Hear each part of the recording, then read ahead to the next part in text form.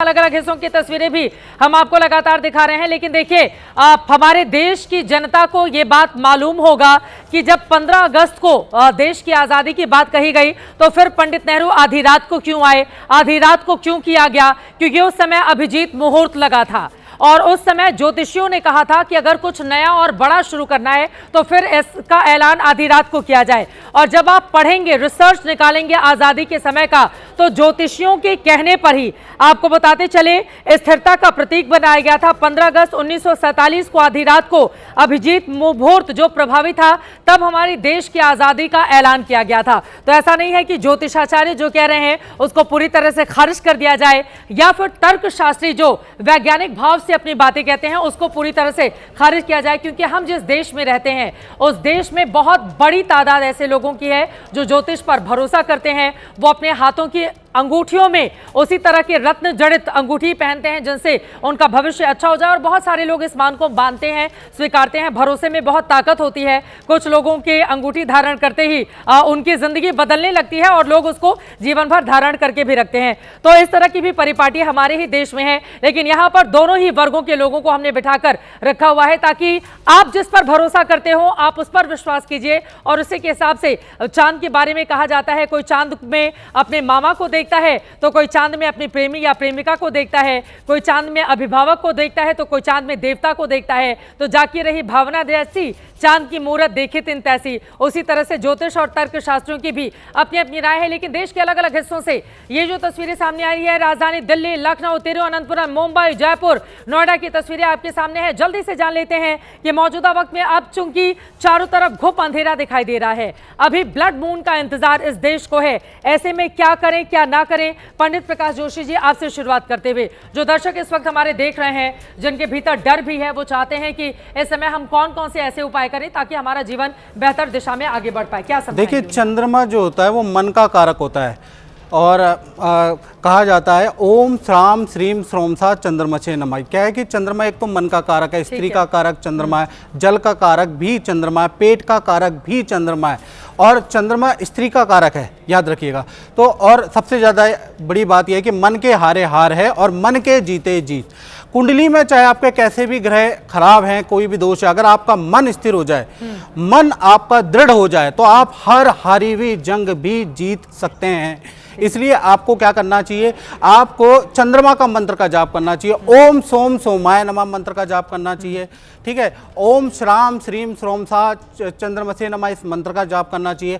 ओम त्र्यंबकम यजामहे सुगंधिम पुष्टिवर्धनम उर्वारुकमिव वंदनात् मृत्युर्मुक्षे मामृतात्। क्योंकि चंद्रमा शिव जी के सर पे, माथे, मस्तिष्क पे धारण है, तो आपको शिव का मंत्र ओम नमः शिवाय का मंत्र का जाप करना चाहिए। चंद्रमा माता का कारक है, स्त्री का कारक है। अगर आप ये नहीं कर सकते, दूसरे धर्म पे बिलोंग करते हैं या क्रिश्चियन पे, या आप धर्म मानते ही नहीं है, तो आप क्या करें, अच्छी चीजें कर लें। माता के का पाँव दबा लें, माता पिता के, या स्त्री अपनी स्त्री को खुश कर लें। तो ये अच्छे कर्म करना है। ग्रहण सुनिए कक्कर जी, मैं आपके उसमें रुका, अभी मुझे पूरा करने दो, पूरा करने दीजिए। नहीं, पूरा करने दीजिए, पहले पूरा करने दीजिए, फिर बोल लीजिएगा। पहले बात देखो, ग्रहण का मतलब होता है ग्रहण करना, नेगेटिविटी नहीं।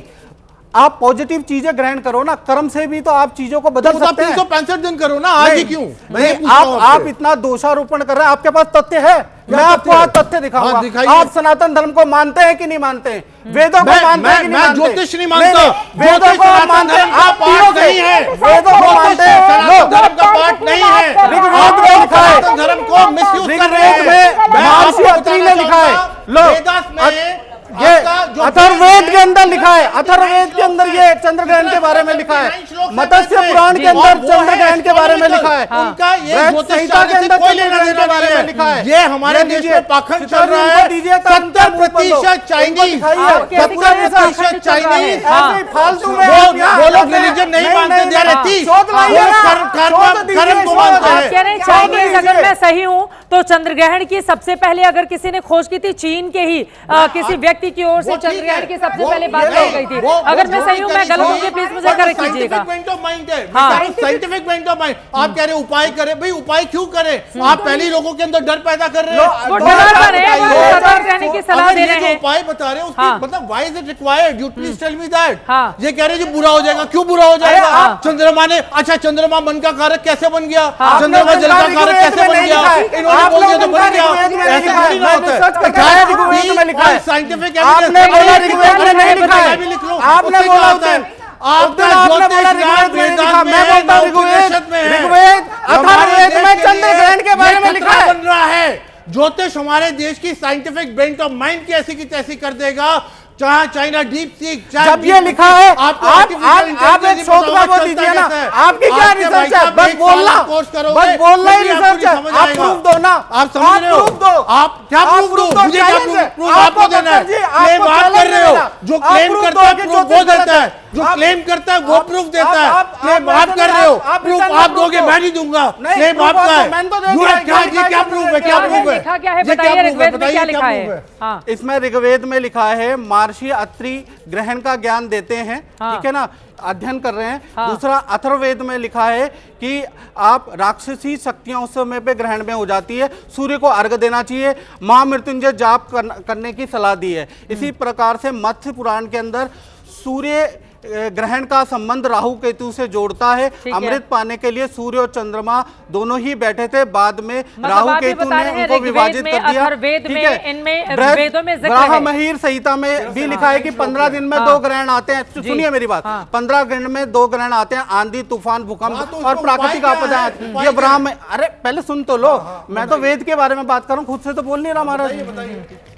और ये देखिए, ये आपका विष्णु धर्म सूत्र में भी लिखा है सूर्य और देख लीजिए चंद्र और सूर्य ग्रहण काल में भोजन ना करने की व्यवस्था बताता है। ये अरे रुकिए पूरा सुन लीजिए, मैं इस्लाम का भी बता रहा हूँ, इस्लाम का भी बता रहा हूँ, इस्लाम का भी बता रहा हूँ। दोनों लोगों को दिखाइए, इस्लाम ठीक है, सनातनी हूँ, मैं चाहता हूँ आप सनातनी हो ही नहीं, आप कमाल कर रहे हो, आप सनातनी नहीं हो, लोगों को बेवकूफ बनाया नहीं, आप सनातनी नहीं हो। मैं चैलेंज कर सकता हूं, खाने को लेके आइए, मैं भी खाऊंगा। आप सनातनी नहीं हो, मैं भी पीऊंगा। सनातनी तो टीका, सनातन आप दिखाइए, आपने टीका पहना है, जनेऊ पहना है, आप सनातनी क्या है? इसको नहीं एक्सेप्ट करता। क्या कभी आप लोग इधर बैठ जाते सनातन की गोद में। सनातनी किसी को नहीं एक्सेप्ट करता। It is not a science और एक हमारे देश की आजादी में घोषणा आधी रात को हुई, ज्योतिषियों के कहने पर, आप कह रहे ज्योतिष को खारिज कर दो, कह रहे ज्योतिष को खारिज कर दो, कैसे चलेगा ये? साइकोलॉजी में कहते हैं कल्चरल कंडीशनिंग। आपको पता क्या होती है? जो आप बचपन, अब देखिए मैं भी हर रोज सुबह हनुमान चालीसा पढ़ता हूँ, मैं भी हर, इसका यह मतलब नहीं है मैं कहूंगा कि हनुमान जी मेरी नैया पार करवा देंगे, ऐसा मेरे साथ अच्छा हो जाएगा। ये मेरी फेथ है, फेथ है। इनके पास जो जाता है वो ये कहते हैं कि उसका अगर जी मैं आपको बताऊं, थोड़ा रिसर्च करके आया करो, यहाँ बैठ के रिसर्च करके आया करो।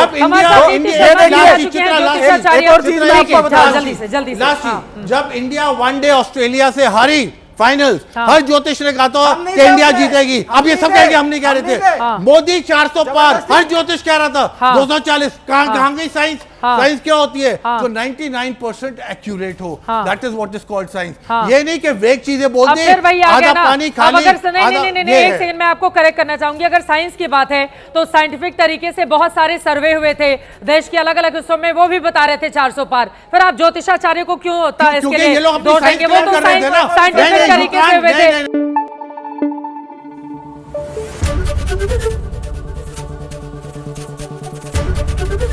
एबीपी न्यूज आपको रखे आगे।